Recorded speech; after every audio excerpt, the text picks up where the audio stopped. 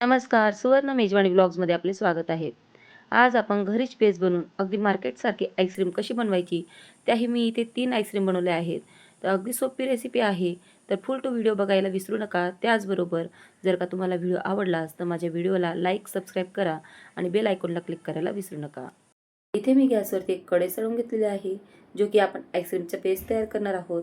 तर आता त्या कढईमध्ये आपण पाव लिटरच्या आसपास असं दूध घालणार आहोत. दूध तुम्ही कोणतंही घेऊ शकता, गाईचं किंवा म्हशीचं, किंवा तुमच्याकडे जर पॅकेटचं दूध मिळत असेल ते देखील तुम्ही घेऊ शकता. तर त्या दुधामधूनच तुम्ही दूध हे थोडंसं साईडला काढू शकता, किंवा तुमच्याकडे जर एक्स्ट्रा दूध असेल तर तुम्ही त्यातलं देखील घेऊ शकता.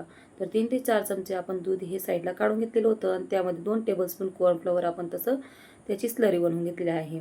आता अर्धा वाटीच्या आसपास मी इथे साखर घातलेली आहे.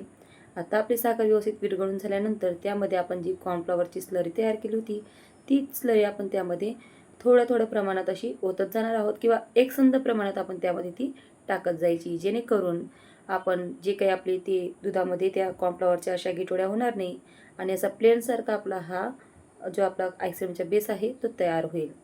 तर या बेसपासून मी तुम्हाला एक स्ट्रॉबेरी आईस्क्रीम आणि त्याचबरोबर त्यामध्ये मी बनवून दाखवणार आहे व्हॅनिला आईस्क्रीम.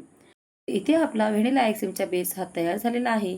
तो आता आपण एका बाउलमध्ये काढून घ्यायचा आहे आणि गार होण्यासाठी एका हवेशीर जागेत आपण हा ठेवून द्यायचा आहे, किंवा पंख्याच्या खाली जरी ठेवला तरी चालेल.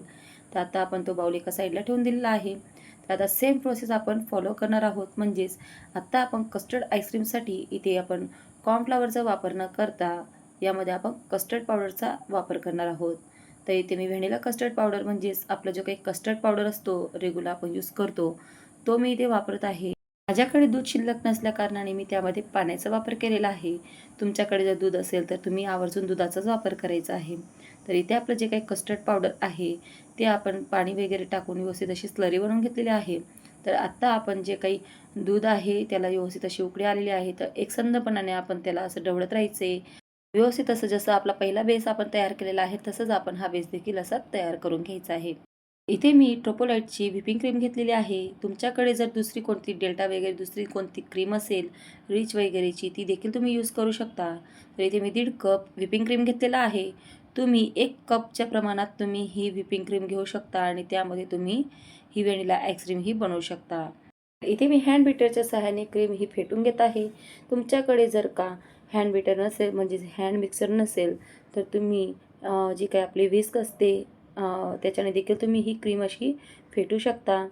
तर तुम्ही ही क्रीम व्यवस्थित अशी फेटून झाल्यानंतर एकदा चेक करायचं आहे की ती क्रीम आपली व्यवस्थित परफेक्ट अशी तयार झालेली आहे की नाही, आणि मग त्यामध्ये तुम्ही जी काही प्रोसेस आहे ती फॉलो करायची आहे. तर इथे आपलं जे काही आईस्क्रीमचा बेस होता तो खूपच जास्त असा थंड झालेला आहे, गार झालेला आहे. तर इथे मी त्यामध्ये 2 ते 3 टेबलस्पून असं थोडंसं असं व्हॅनिला एक्स्ट्रॅक्ट घालत आहे. इथे जो काही आपला आईस्क्रीमचा बेस होता तो जरा जास्तच टाईम असा आपण थंड व्हायला ठेवलेला होता. म्हणजेच मी आईस्क्रीमचा बेस तयार झाल्यानंतर थोडं मार्केटला चालली गेली होती. त्यामुळे मी थोडं उशिराच ही आईस्क्रीम बनवायला घेतलेली आहे. तर त्यासाठी काहीही फरक पडत नाही. तुम्ही थोडा जास्त उशीर जरी केला आईस्क्रीम बनवण्यासाठी, तुम्ही अगोदरच बेस तयार करून ठेवला तरीही देखील आपली आईस्क्रीम ही बिघडत नाही, तर छानच बनते. तर जी काही आपली आईस्क्रीम होती ती आपण एका कंटेनरमध्ये काढून त्यावरती आपण चोको चिप्स घालून असं व्यवस्थित अशी सेट करायला ठेवून दिलेली आहे. आता त्यातलाच आपण जो काही बेस उरलेला होता, म्हणजे जी काही आपण आईस्क्रीम तयार केलेली होती व्हॅनिला आईस्क्रीम, त्यामध्येच मी थोडंसं असं आपलं जे काही स्ट्रॉबेरी क्रश असतं ते मी त्यामध्ये टाकून घेतलेलं आहे. आता आपलं जे काही क्रीम होतं ते जरा जास्तच, म्हणजे असं थोडा टाईम वरती राहिलेलं आहे, म्हणजे जे काही व्हॅनिला बेस होता तो.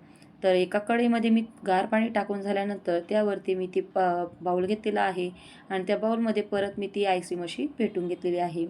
आता त्यावरती मी थोडंसं असं स्ट्रॉबेरी क्रश टाकून घेत आहे आणि व्यवस्थित असं त्याला मिक्स करून घेतलेलं आहे.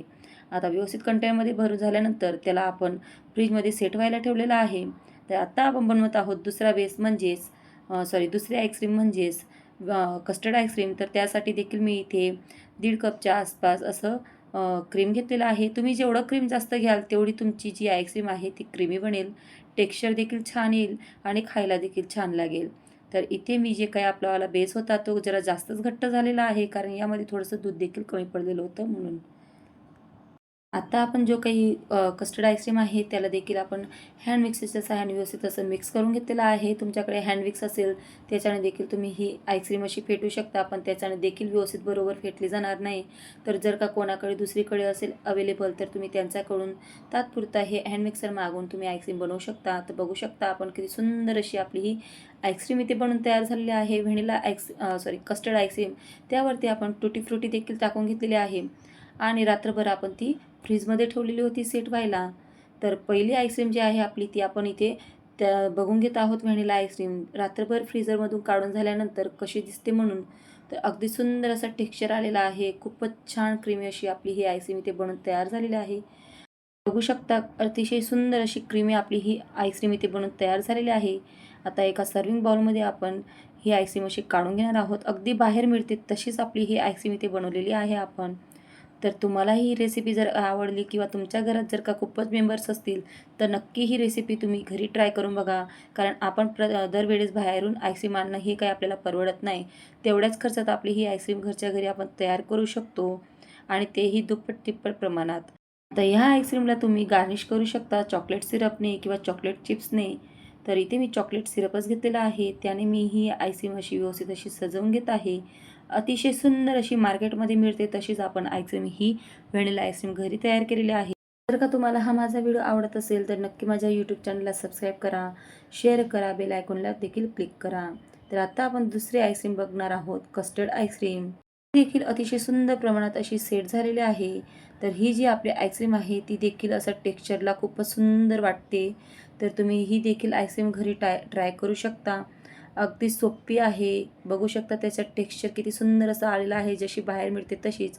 आता तिसरी जी आईस्क्रीम होती आपली ती क्रीमी बनलेली आहे खूपच, जी की म्हणजे आपण इथे बनवलेली आहे ती म्हणजे स्ट्रॉबेरी आईस्क्रीम. तर बघू शकता आपण तोंडाला पाणी सुटेल अशा आपण इथे आईस्क्रीम बनवून घेतलेल्या आहेत.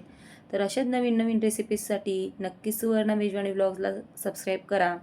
आणि जर का तुम्ही आईस्क्रीम लवर असाल, थंड खायचे शौकीन असाल तर नक्कीच तुम्ही ह्या रेसिपीज ट्राय करायला हव्यात. तर अशा नवीन नवीन रेसिपीजसाठी माझ्या यूट्यूब चॅनलला नक्की सबस्क्राईब करा.